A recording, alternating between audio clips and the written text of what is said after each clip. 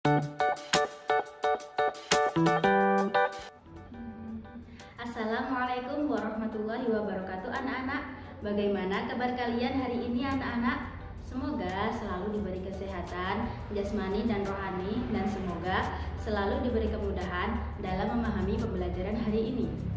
Sebelum pelajaran dimulai, mari kita membaca basmalah terlebih dahulu. Bismillahirrahmanirrahim. Nah, hari ini kita akan belajar yang pertama, bunyi itu dapat dipantulkan dan juga dapat diserap. Terus, yang kedua, kita akan belajar macam-macam bunyi pantul. Nanti, kalian akan mengetahui yang pertama, bagaimana sih bunyi itu dipantulkan dan diserap. Terus, yang kedua, kalian akan mengetahui apa saja sih macam-macam bunyi pantul. Bagaimana? Penasaran nggak? Pastinya penasaran dong. Ya udah, yuk langsung saja kita simak video selanjutnya. Yang pertama, Ibu akan membahas pemantulan dan penyerapan bunyi. Sebelum Ibu mulai materinya, Ibu mau bertanya dulu. Pernahkah kalian menyanyi di kamar mandi? Dan pernahkah kalian pergi menonton film di bioskop?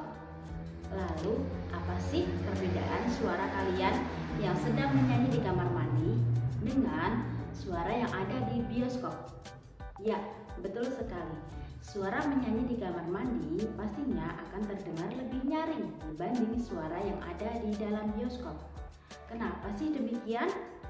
Karena ketika kalian menyanyi di kamar mandi, suara akan dipantulkan melalui benda keras, yaitu dinding kamar mandi. Sedangkan bunyi suara yang ada di bioskop tidak terjadi gaung atau kerdam dikarenakan dinding yang ada di bioskop dilapisi oleh benda lunak, yaitu karpet.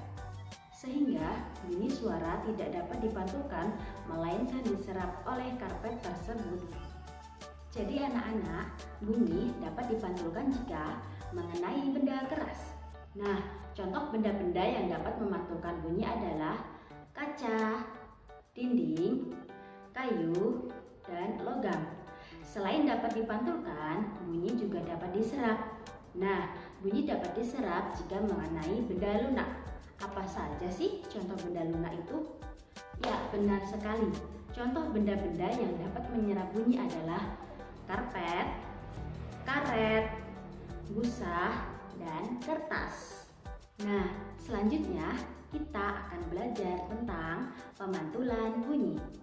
Seperti video sebelumnya, bunyi dapat dipantulkan karena mengenai benda yang permukaannya keras. Nah, contohnya tadi adalah menyanyi di kamar mandi. Sekarang Ibu mau bertanya, apakah anak-anak pernah menyanyi di kamar tidur? Adakah perbedaan antara bernyanyi di kamar mandi dengan bernyanyi di kamar tidur? Ya, benar sekali. Bernyanyi di kamar mandi lebih nyaring suaranya daripada di kamar tidur. Kira-kira ada yang tahu tidak kenapa hal tersebut bisa terjadi? Ya, benar sekali. Hal tersebut bisa terjadi dikarenakan jarak antara sumber bunyi dan dinding pantul kurang dari 10 meter. Sehingga bunyi yang dipantulkan akan terdengar lebih nyaring. Nah, berdasarkan jenis bunyi, bunyi pantul dibedakan menjadi 3 jenis. Yang pertama adalah bunyi pantul yang memperkuat bunyi asli, yaitu bunyi pantul yang terdengar saat jarak antara sumber bunyi dan dinding pantul kurang dari 10 meter. Bunyi yang dipantulkan akan terdengar lebih nyaring. Nah, selanjutnya yang kedua adalah gaung. Gaung adalah bunyi pantul yang terdengar bersamaan dengan bunyi asli, sehingga bunyi yang tidak terdengar menjadi tidak jelas. Gaung terdengar saat jarak antara sumber bunyi dan dinding pantul sekitar 10 sampai 20 meter. Hal ini menyebabkan hanya sebagian bunyi pantul yang tiba bersamaan dengan bunyi asli. Nah, contoh gaung atau kerdam adalah seperti video berikut ini ya anak-anak. Now, shout.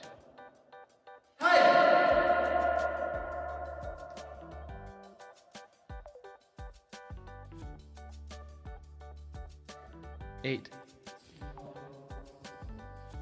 So yeah, that's.